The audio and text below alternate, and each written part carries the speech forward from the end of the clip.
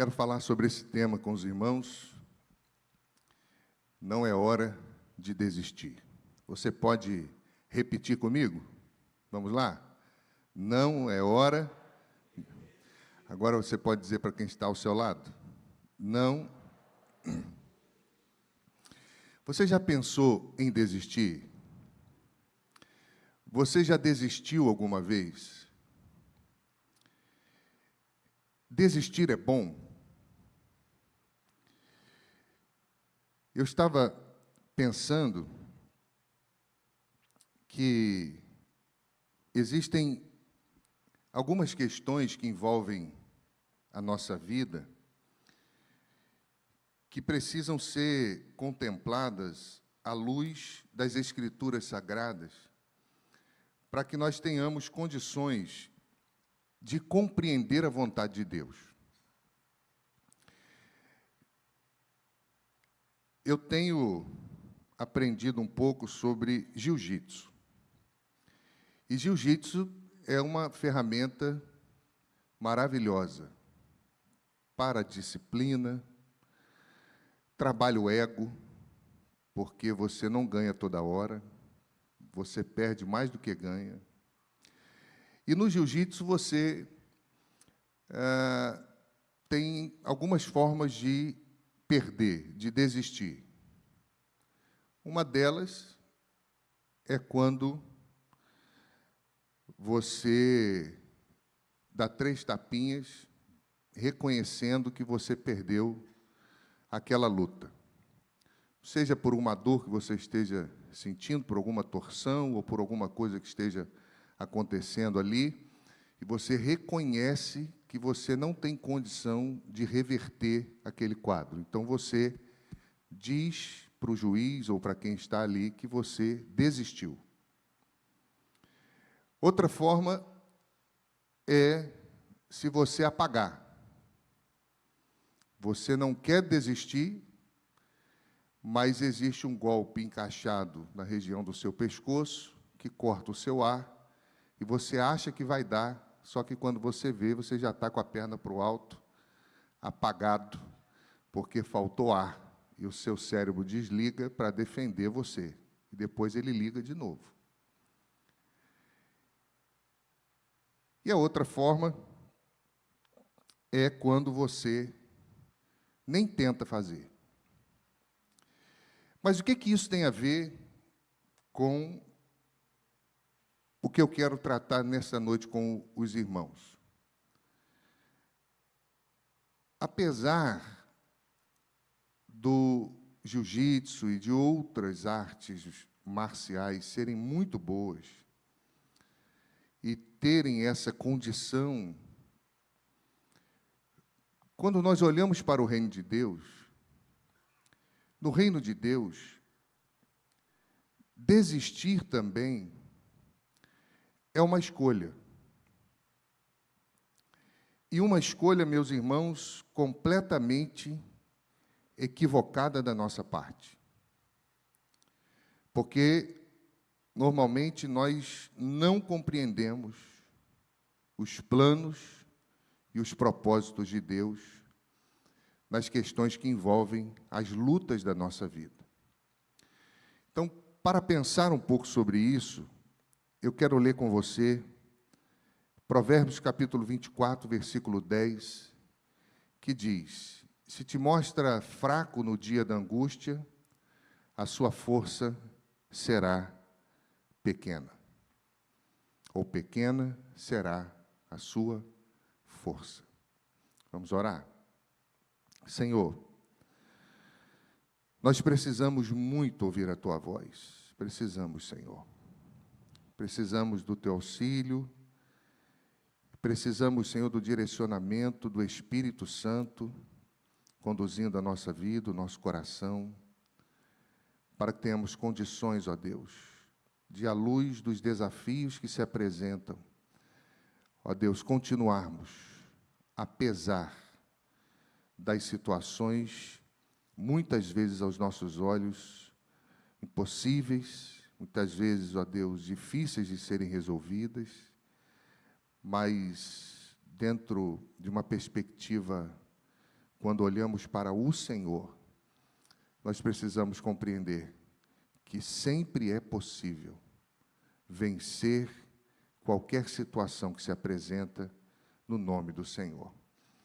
Que o Senhor fale ao nosso coração, Senhor, por misericórdia, em nome de Jesus. Amém. Não é hora de desistir.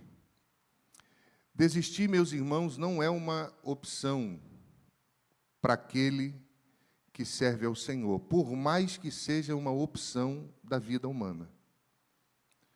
Desistir não é ensinado pelo Senhor Jesus Cristo para nós. As Escrituras, apesar de falarem sobre essa premissa, elas nos impulsionam mais a persistir do que a qualquer outra coisa. E quando eu olho para esse provérbio, ele sempre me intrigou muito.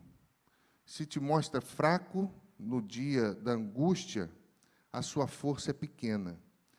Se te mostra fraco no dia da luta, do problema, da adversidade, das situações que se apresentam, você não vai conseguir mostrar-se da maneira que você deveria. Mas o que ele diz é que a maneira que nós reagimos a uma situação revela a força que temos, ou até mesmo a força que não temos. E esse provérbio, ele nos confronta com essa verdade direta e clara. As circunstâncias da vida, elas revelam a real medida da nossa força. Você é alguém que desiste facilmente das coisas? Você é alguém que, na primeira dificuldade, pensa em abandonar tudo? Você é alguém que não sabe lidar com os nãos que a vida apresenta? O que Salomão, na sua sabedoria, está dizendo é que é na dificuldade que nós nos conhecemos. E isso tem tudo a ver com o próprio jiu-jitsu em si, porque muitos arrogantes ali precisam reconhecer que não são tudo que pensam que são. E às vezes Deus permite problemas para nos fazer reconhecer isso. Às vezes Deus permite adversidades para nos trazer à memória essa premissa que às vezes é sufocada pelas ilusões que nós criamos na vida. Em dias normais, tudo parece, meus irmãos, muito bom, e em dias normais, tudo parece estar firme e forte. Mas é no dia da angústia, quando as provações vêm, quando a tempestade chega, quando a perda se apresenta, quando as críticas são muito fortes, quando os desafios são intensos, que nós vemos quem está sustentado por Deus ou somente sustenta-se pela sua própria força. É nesse momento. E o capítulo 24 de Provérbios, ele faz parte dessa coletânea de alguns ditados que ele chama de ditados de sábios. Começa no capítulo 22, a partir do verso 17, vai até o capítulo 24, até o verso 34.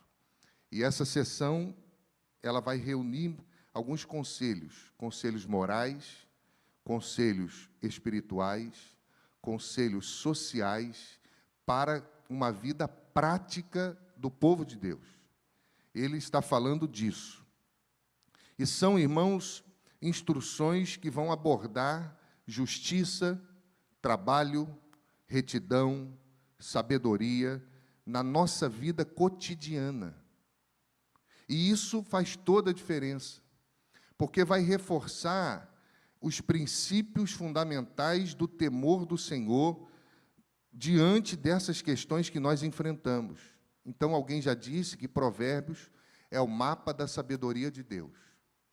Aqui você encontra a solução ou o caminho para a sabedoria de Deus. E à luz dessa ideia, desse conselho, nós temos uma linha interessante traçada em todo o capítulo. Se você for ler o verso 1 até o verso 14, ele está trabalhando sobre a força e sobre a importância da sabedoria e da retidão. Ele começa o capítulo falando que nós não devemos invejar os maus. Ele fala que a sabedoria edifica a sua própria casa. Ele fala do poder da sabedoria em tempos de guerra, em tempos de decisão. Ele diz que a sabedoria é inacessível para aquele que é insensato. E ele fala sobre o perigo da milícia e daquele que escarnece das coisas de Deus. Mas nessa sessão, ele, além de falar da responsabilidade que a sabedoria traz, ele faz esse apontamento no verso 10. Veja bem, ele está falando de sabedoria. E no verso 10, ele diz que a força se revela na adversidade. E o dia difícil revela a força verdadeira. Porque se você se mostra fraco no dia da adversidade, a sua força ela é pequena. Que força é essa? Então, quando eu olho para Salomão, ele está construindo uma tese. Ele está falando sobre a importância da sabedoria, depois, a partir do verso 15 até o verso 22, ele vai falar da conduta. Ele não começa falando da conduta para depois falar de sabedoria. Primeiro ele fala de conceito de vida, para depois falar de uma prática de vida. Uma conduta emocional e uma conduta moral diante das adversidades. Thaís, volta que não é essa aí não, quando foi eu dou o toque, tá bom? Fala de uma conduta moral e de uma conduta diante das adversidades como um todo. E nesse contexto, ele diz que o justo pode cair. Ele diz que o justo cai 7 vezes, mas se levanta. Nesse contexto, ele diz que o justo não se alegra com a queda dos outros, nem dos inimigos. Ele diz que o justo não inveja os perversos, mas ele teme a Deus e ele honra as autoridades. Então, perceba que ele está construindo um conceito de sabedoria. No meio de sabedoria, ele fala sobre uma força que deve existir, e depois ele fala de uma conduta. Mesmo tendo sabedoria, o justo pode cair. Ele diz que essa sabedoria não livra o justo das adversidades. Mas ele continua, para concluir a sua tese no capítulo 24, com questões agora práticas, sobre justiça, sinceridade, diligência e trabalho. Então, ele fala sobre sabedoria, ele fala sobre os percalços da vida, que devem ser enfrentados com sabedoria, e ele fala sobre como isso pode ser aplicado na vida como um todo. A partir do verso 23 até o verso 34, ele fala que o julgamento tem que ser justo, que repreender o ímpio é uma bênção. Ele fala sobre a bênção de uma palavra sincera. Ele fala sobre planejamento e justiça nas relações humanas. E ele vai observar uma coisa que ele diz aqui, que é a preguiça. Ele fala sobre lições de um campo que é abandonado. Então, dentro dessa premissa, a adversidade, ela revela a verdadeira medida da nossa força, e ela diz, meus irmãos, que nós dependemos da sabedoria e da graça de Deus para não desistir. Porque se o justo cai, ou pode cair, mas ele se levanta, quer dizer que a sabedoria não o isenta da vontade de desistir, não o isenta dos percalços que a vida apresenta. E se formos olhar para os versículos anteriores, lá no capítulo 3 a 6, ele está exaltando a sabedoria como base de uma força verdadeira. Porque ele diz, é a sabedoria que constrói uma casa. Ele diz, na multidão de conselhos há segurança.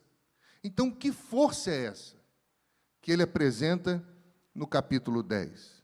Se a sua força é pequena dentro dessa fraqueza diante da angústia, que força é essa? ele não está somente se referindo a uma força física ou uma força emocional somente, mas ele está falando sobre, o próximo slide, sobre a capacidade de suportar, meus irmãos, a capacidade de suportar a adversidade com discernimento, coragem, fé e frutos da sabedoria. É por isso que, em Provérbios, a força, muitas vezes, está ligada à sabedoria. Então, quando eu olho dentro dessa concepção bíblica, essa força é sabedoria.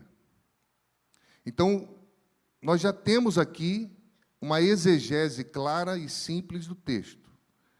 Ele diz: se no dia da adversidade você não for sábio, você desiste, porque você não vai ter força para enfrentar as dificuldades que a vida apresenta para você. E pensando nisso, Provérbios, ele tem alguns direcionamentos sobre sabedoria. Provérbios capítulo 8, verso 14, diz: meu é o conselho e a verdadeira sabedoria. Eu sou o entendimento, minha é a fortaleza. Provérbios 24, 5, o sábio é mais poderoso do que o forte, e o homem de conhecimento mais poderoso do que o valente. Salomão está dizendo que a sabedoria é a força mais poderosa que existe. E, meus irmãos, nós temos a premissa de saber que a sabedoria é a verdadeira força que sustenta no dia da crise. Quem fraqueja no dia da angústia revela não apenas fraqueza, mas revela ausência de sabedoria. E essa força que nós precisamos ter, verdadeira, Salomão também está dizendo que não é uma força emocional, não é uma força física, não é uma força humana, é uma força espiritual. Mas aonde diz isso? Segundo aos Coríntios, capítulo 12, versículo 9. Quando Deus diz a Paulo, Paulo vai falar com Deus de um problema que ele tinha na sua carne, e Deus diz a ele: a minha graça é suficiente para você, a minha graça te basta. Por quê?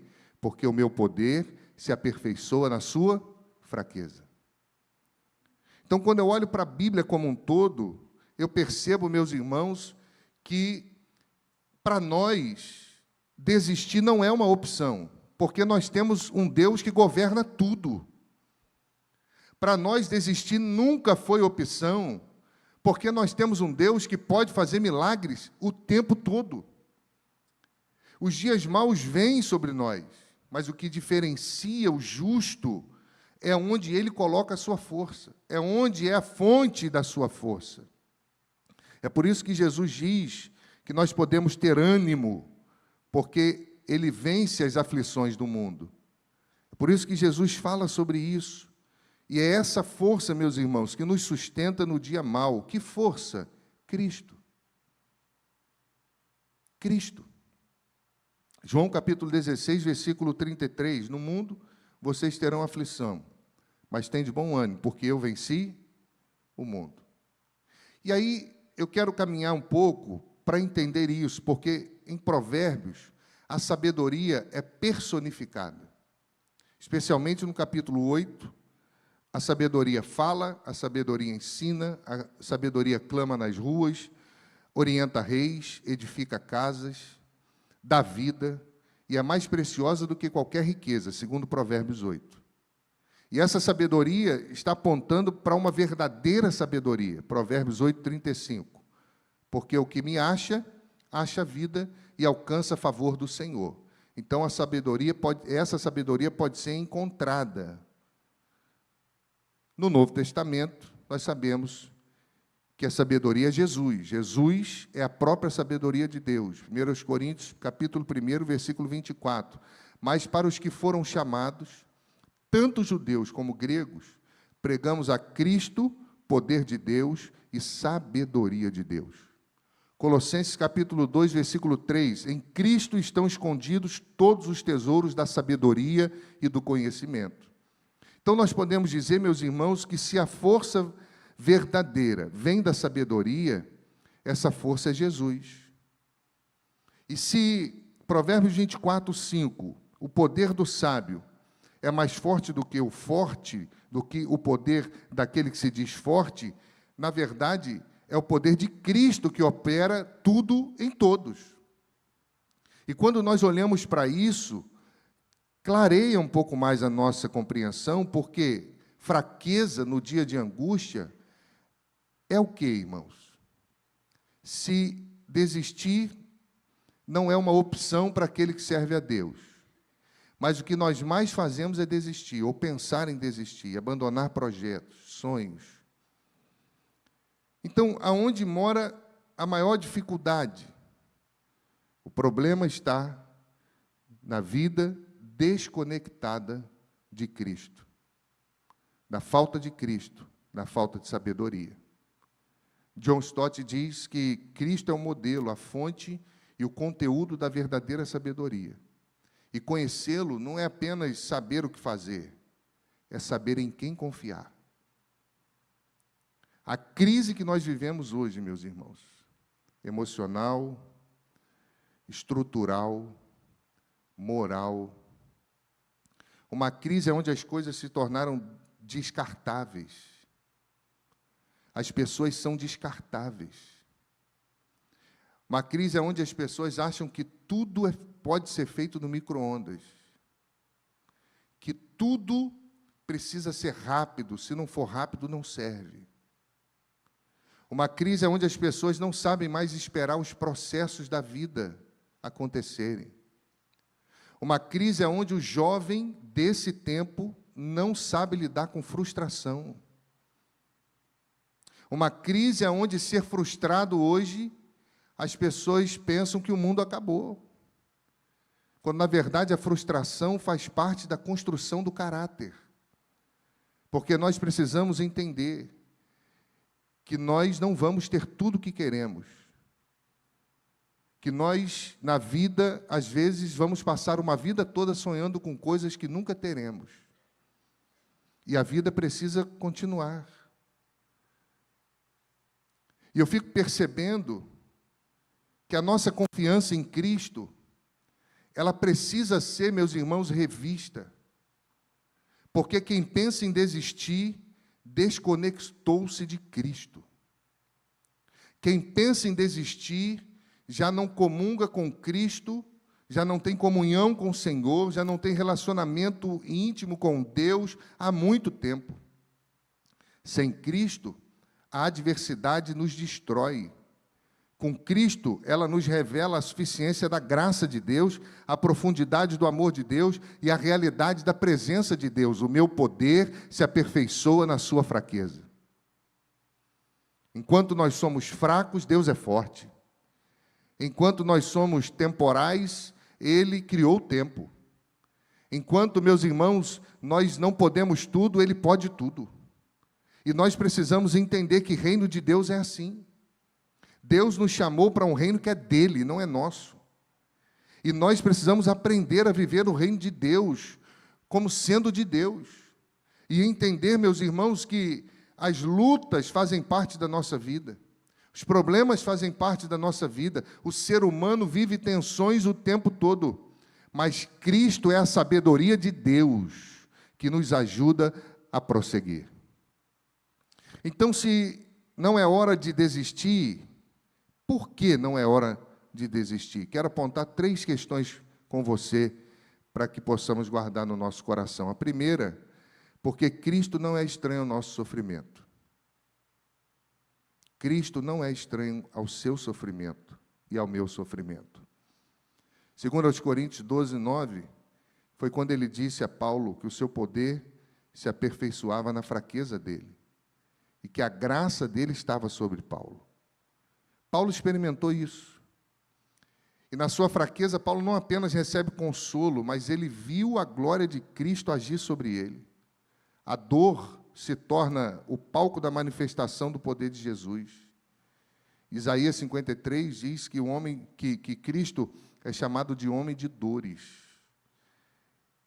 E que ele sabe o que é padecer. Então nós servimos a um Deus que não é estranho ao nosso sofrimento. Ele ouve o povo clamando no Egito, ele vê o sofrimento do povo sobre os opressores, e ele ouve a cada um de nós, aonde nós estivermos, quando nós clamamos, ele escuta. Por isso, nós não devemos fugir da adversidade como se ela fosse o fim, porque ela pode ser o início de uma relação mais profunda com Jesus. A adversidade, meus irmãos, pode revelar em si uma obra tremenda da parte de Deus na nossa história. A adversidade pode estar pronta para ser um instrumento nas mãos do Senhor para mudar a história da nossa vida. É por isso que Provérbios 24, versículo 12, diz que Deus vê o coração e guarda a alma. Diz que Deus vê o interior e percebe aquilo que está escondido no coração. Enquanto o mundo corre do sofrimento, o cristão pode enfrentá-lo com esperança, com sabedoria, porque não há dor onde Cristo não possa se manifestar.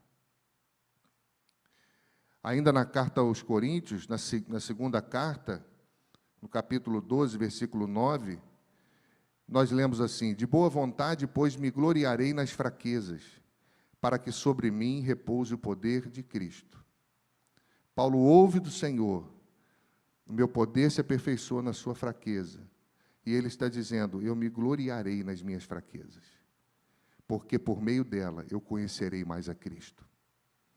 Meus irmãos, nós não podemos desistir, porque a nossa luta pode ser palco da manifestação do poder de Cristo. Ele conhece você, e o seu sofrimento não é estranho. O nosso sofrimento não é estranho ao Senhor.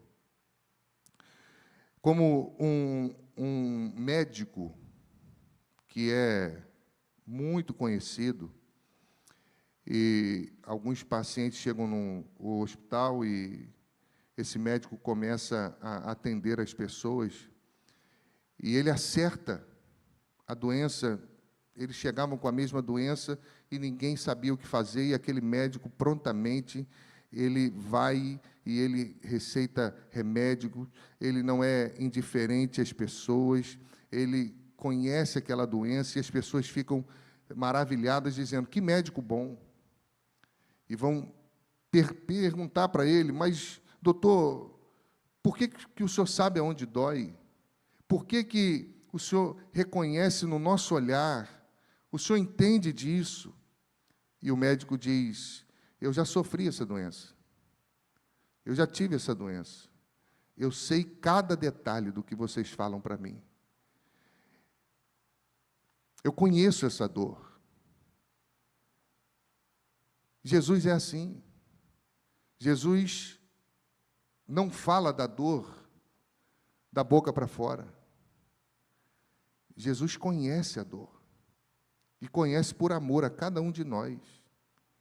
Ele passou pela dor, pelo abandono, pela injustiça, pela cruz.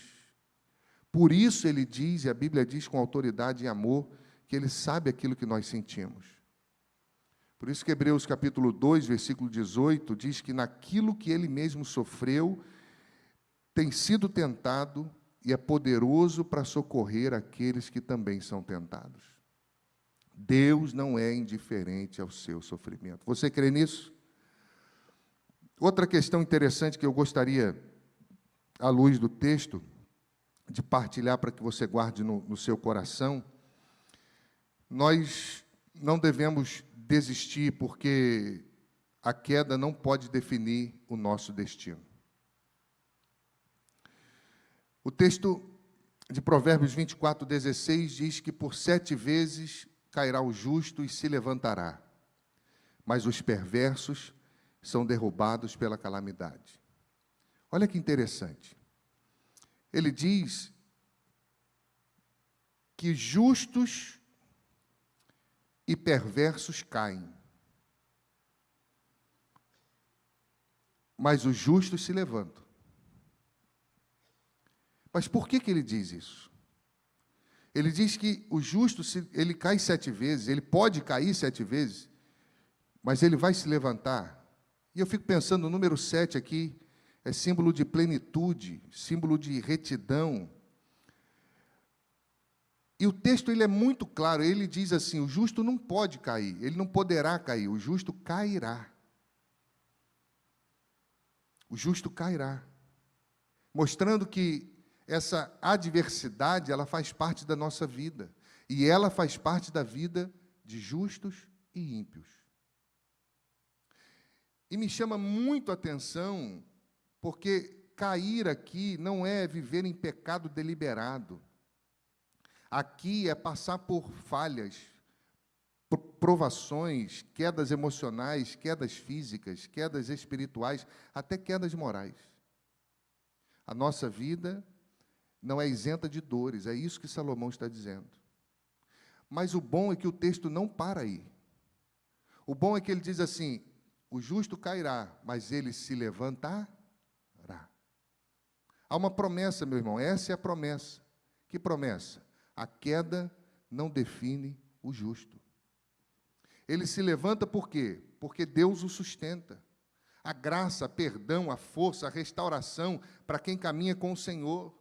Porque se Cristo está conosco, a palavra final é dele, não é do problema, não é da dor, não é da adversidade. Jesus continua sendo aquele que levanta o caído, que restaura o oprimido, que restaura o quebrado, que sustenta o justo com a sua mão fiel. Continua sendo o nosso Deus.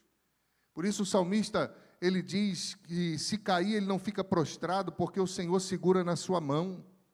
Ele diz no Salmo 145 que o Senhor ampara aqueles que caem e levanta aqueles que são abatidos. Nós servimos a um Deus que é assim, meu irmão.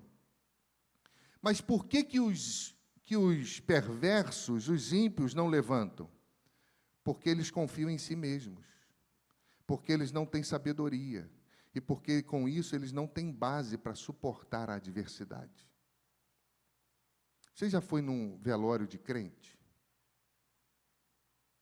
Velório de crente, quem é crente de verdade, é um momento de muita dor, mas é um momento lindo, onde a esperança de Deus está manifesta. Tem choro, tem lágrima, tem tristeza, tem isso tudo. Mas a graça de Deus e a esperança na vida eterna são latentes. Você já foi em um velório de um ímpio que não tem essa esperança? Ou que não conheceu ainda essa esperança? Um desmaia aqui, o outro grita ali, o outro faz outra coisa ali. É assim. Porque as pessoas estão colocando as suas emoções para fora. Nesse contexto aqui, Salomão, mais uma vez, está dizendo para nós que desistir não é uma opção para aquele que serve a Deus. Porque quem desiste é definido pela queda, pelas dores. Mas o servo de Deus precisa seguir a direção do Espírito Santo.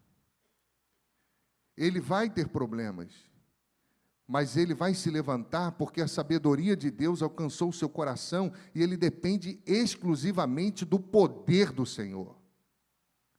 Salomão diz que os ímpios não são assim, porque eles dependem do seu próprio dinheiro, do seu próprio ego, do seu próprio coração. E quando vem a calamidade, não tem sustento, não tem esperança. Por quê? Porque eles estão sozinhos. Nós podemos cair? Claro que sim. Podemos errar? Claro que sim. Podemos falhar?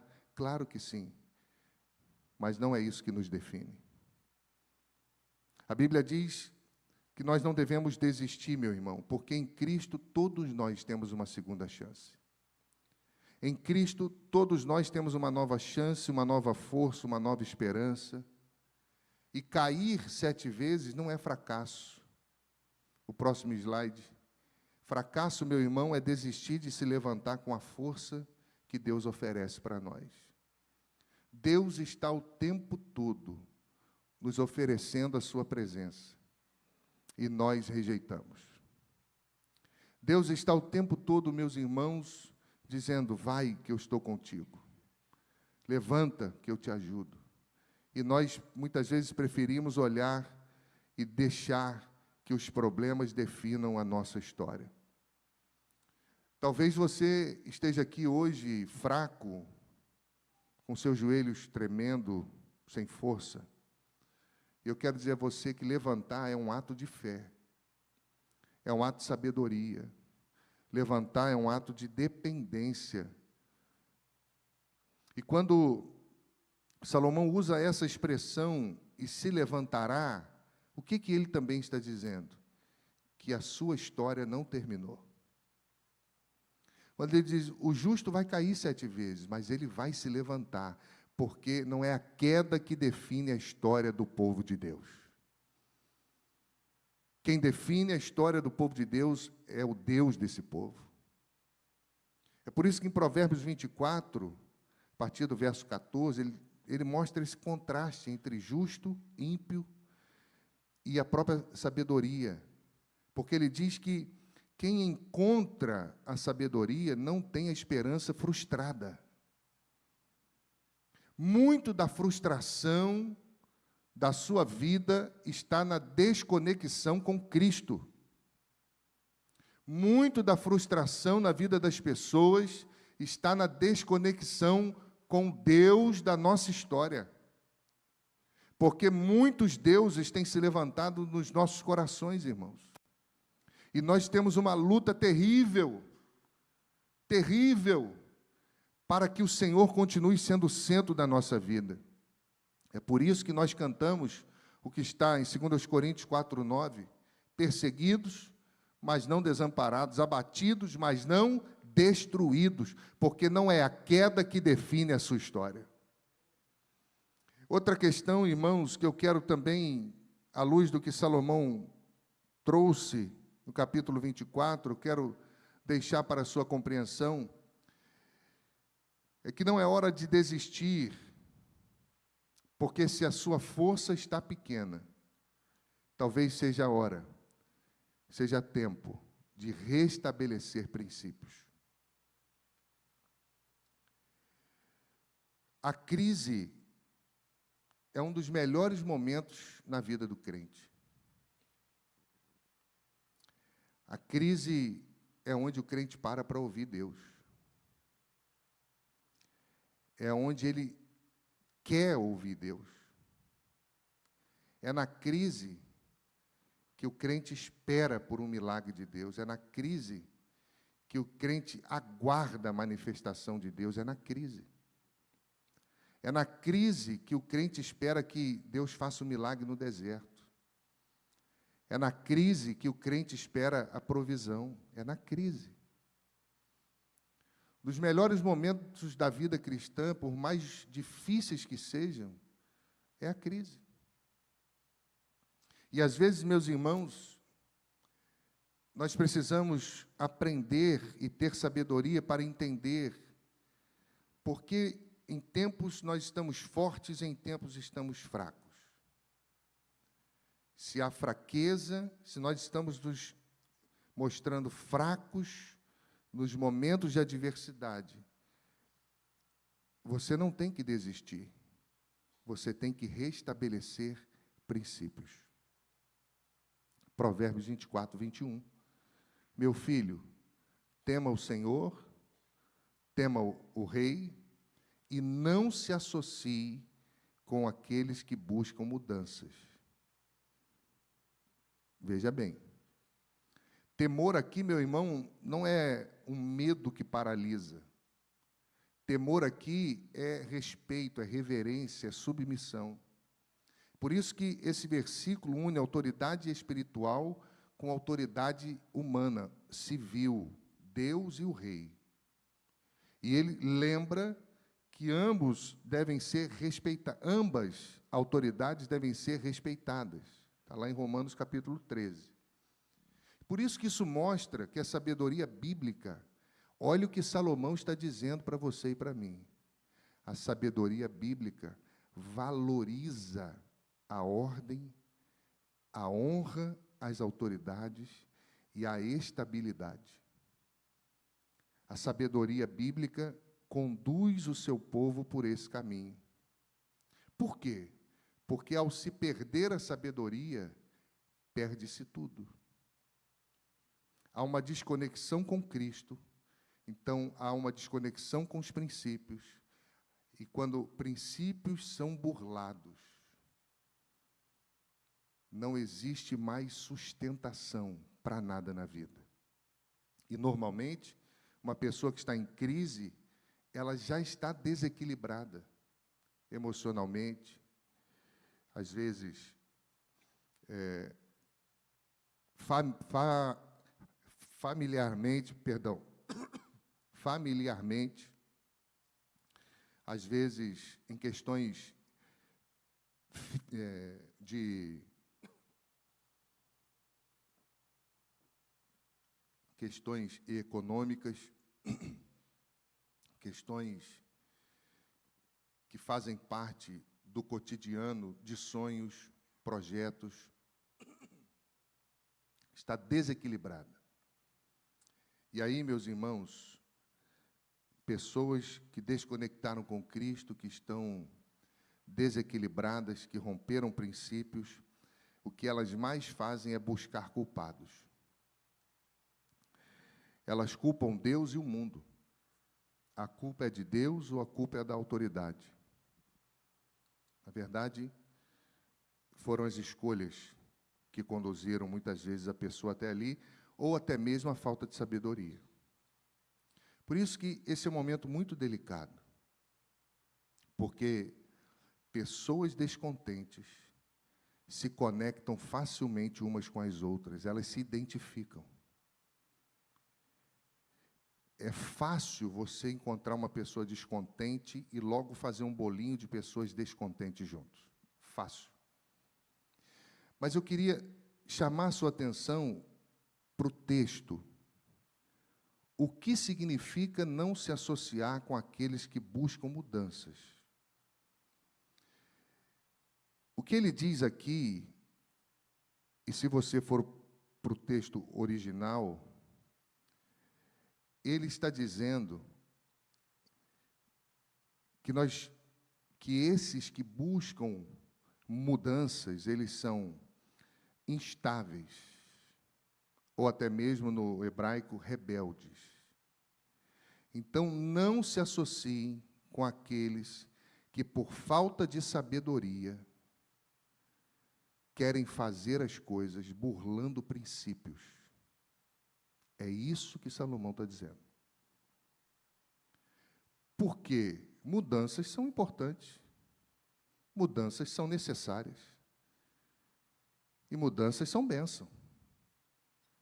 Mas nesse contexto aqui, Salomão está dizendo que, às vezes, desistir não é uma opção. Na verdade, o que precisa ser revisto são princípios que foram abandonados. Então, ele está dizendo que essas pessoas que vivem em constante oposição a uma ordem estabelecida, especialmente por interesses egoístas e destrutivos, ele diz, vocês não devem se associar a essas pessoas que, por falta de sabedoria, burlam princípios e valores o tempo todo e desrespeitam as pessoas. E não se trata de uma crítica à própria justiça ou a uma reforma que é legítima, mas ele está falando sobre um espírito de rebelião sem temor a Deus, que semeia divisão e caos no meio do povo. Por causa de quê, irmãos? Por falta de sabedoria. E por falta de sabedoria, ele está cego espiritualmente. E ele, normalmente, essas pessoas rebeldes e instáveis, acham que todas as pessoas devem enxergar as coisas como ela. Nos dias atuais, como que nós entendemos isso? Nós não podemos, meus irmãos, em tempos de adversidade, de luta, se você se mostra fraco no dia da angústia, a sua força é pequena, se você se mostra sem sabedoria no dia da angústia, você não vai ter força. Ele diz para nós que, nesse tempo, então, nós não podemos confiar em vozes por exemplo, que incitam desrespeito. E eu vou dar um exemplo duro aqui, duro. Mesmo se o candidato político não for aquele que você vota. Se há uma autoridade, nosso papel é orar pelas autoridades. Pastor, como é que eu faço isso? Não sei também não. Mas é o que a Bíblia diz. É o que a Bíblia diz. Porque se nós formos burlar princípios, meus irmãos, nós vamos burlar tudo. Nós não podemos ouvir vozes que incitam desobediência cega ou revolta pelo simples prazer de romper com aquilo que foi estabelecido. Tem gente que é desrespeitoso, que é desobediente, que vai contra a ordem estabelecida simplesmente porque lhe falta comunhão com Cristo, lhe falta sabedoria de Deus. E aí fala assim, não, porque todo mundo está errado, só eu que estou certo. Romanos capítulo 13 diz, todos devem sujeitar-se às autoridades governamentais, pois não há autoridade que não venha de Deus. Quem se opõe à autoridade resiste à ordenação de Deus. Como é que a gente faz isso? Não sei, mas nós temos que fazer. Então, quando eu olho, meu irmão, para o princípio bíblico, olha o que Pedro, 1 Pedro, capítulo 2, versículo 17, diz. Tratem a todos com honra. Amem os irmãos, temam a Deus e honrem o rei. Então, o justo, ele não se associa com essa agitação destrutiva, mas caminha com prudência e com temor. O próximo slide diz que nem toda mudança é sábia. Nem toda estabilidade é justa.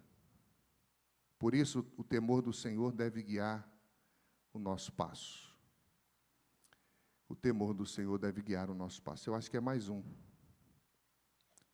É isso aí. Nem toda mudança é sábia, nem toda estabilidade é justa. Por isso, o temor do Senhor deve guiar cada passo. Se a sua força tem sido pequena, é possível que princípios e valores tenham sido burlados, por isso precisam ser restabelecidos. Desistir sempre vai ser mais fácil. Sempre. Desistir é a parte mais fácil do jogo.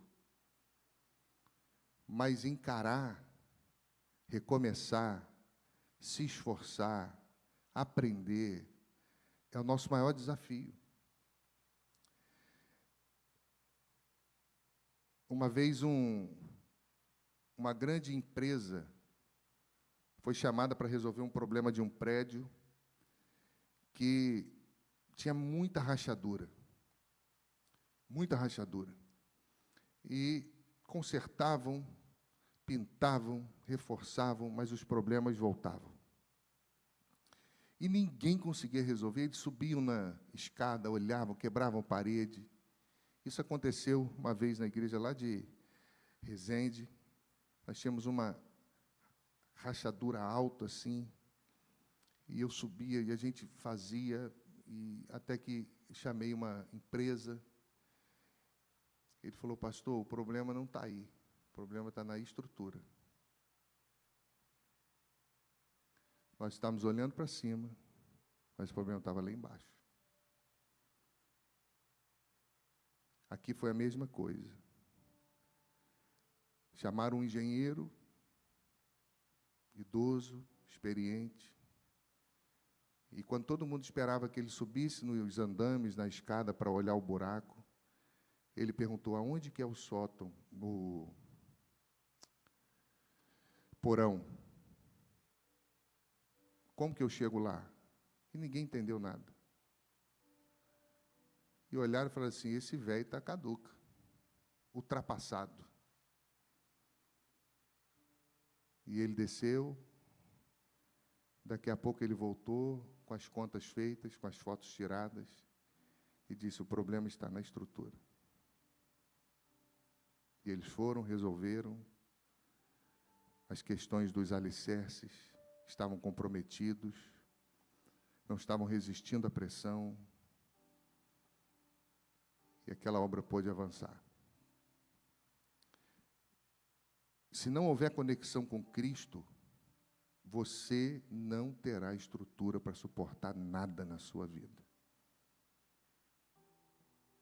Porque Cristo é a própria sabedoria de Deus. E nós precisamos de ajuda. Foi por isso que, quando o Senhor Jesus é assunto aos céus, Ele diz: vocês não podem ficar sozinhos.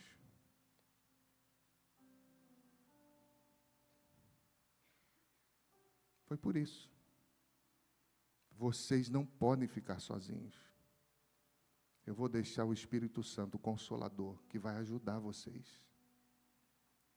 Nós precisamos de ajuda, irmãos. Porque o justo cai 7 vezes. O justo tropeça, o justo passa por situações de pensar em desistir.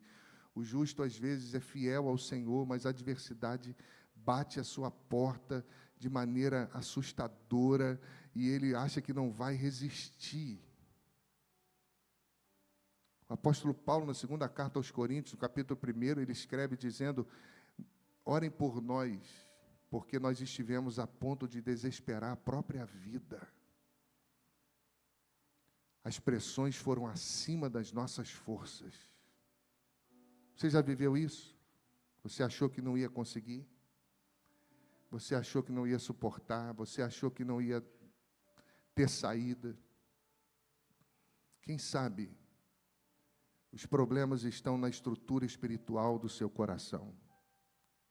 Quem sabe você precisa rever fundamentos corretos para que a sua força não desapareça. Quem sabe aquilo que é só ruína precisa ser restabelecido.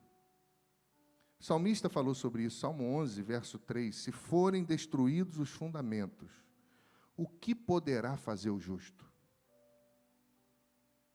Se forem destruídos os fundamentos, o justo não pode fazer nada.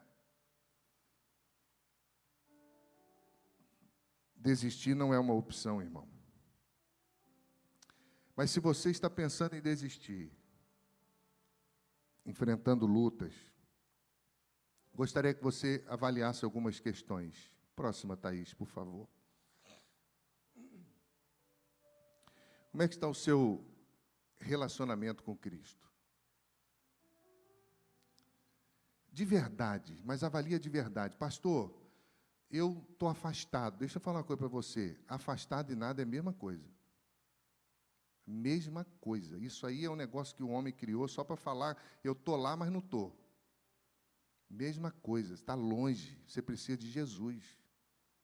Tem que voltar hoje, não é amanhã não. A cidade viveu aí um luto terrível, um menino que saiu para andar de moto e não voltou mais. Uma maldade terrível, porque o mundo é assim. O mundo é assim, é pior. Você precisa voltar hoje, você precisa ter um compromisso com Cristo hoje, você precisa tomar uma decisão hoje, porque desistir sempre vai ser mais fácil, mas você precisa de Cristo, porque é Ele que nos fortalece, é Ele que nos ajuda, é Ele que caminha conosco, é Ele que nos ensina, é Ele que nos faz caminhar quando nós achamos que não temos mais força. É Ele. É como uma corrida da vida. Quando eu começo a correr, os primeiros 1, 2 quilômetros, começa a doer o corpo todo, e a mente fica assim, para. É uma luta contra você mesmo. Você está andando, não tem dor nenhuma. Você começa a correr, você está tirando o seu corpo de um lugar de descanso. E a mente começa, e começa, dói aqui, dói ali. mas você insiste, daqui a pouco não dói mais. Não tinha dor. O que tinha era uma guerra do corpo que não queria ser exigido um pouco mais. E aí você corre 1, 2, 3, 4, 5, 6, 7. E quando você termina, você respira e fala, que coisa boa. A corrida da vida é assim. Quando você começa a correr com Cristo,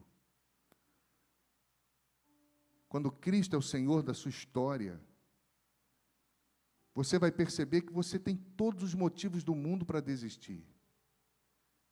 Todos, e mais um pouco. Mas que desistir não é uma opção, porque maior é aquele que está em nós do que aquele que está no mundo. Até quando os problemas e as falhas, as dores vão ditar o rumo da sua vida?